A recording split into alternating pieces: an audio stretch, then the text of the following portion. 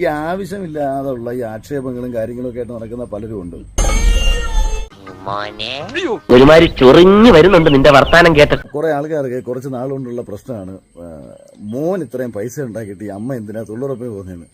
നാണം ഉണ്ടോടാ നിനക്ക്? ഞാൻ അത്രക്കാരൻ ഇവരുടെ കളർ കണ്ടിട്ട് മറ്റേ ബ്രാഹ്മണിക്കൽ കളറാണോ ഇത്? ഇവനെ വല്ല മനസാക്ഷി എന്ന് പറഞ്ഞ സാധനം ഉണ്ടോ? എന്റെ അമ്മ കറുത്തിരിക്കുകയാണ്, എന്റെ മകള് കറുത്തിരിക്കുകയാണ്. അതുകൊണ്ട് തന്നെ അവന്റെ രോഗം കണ്ണുകടിയാണെന്ന് അവർക്ക് എനിക്ക് മനസ്സിലായി. അമ്മ നിങ്ങൾ പറ, മറ്റേ ഞാൻ നിങ്ങൾക്ക് പൈസ കൊണ്ട് തരുന്നില്ലയോ?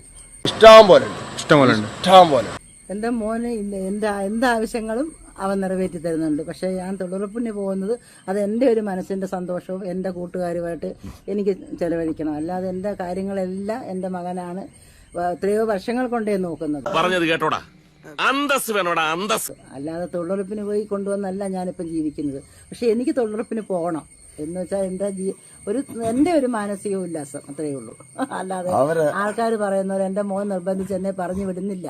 ഇനി ഇത് പറഞ്ഞു നടക്കുന്നവരെ ഞങ്ങൾ കായികമായും നിയമപരമായും നേരിടും.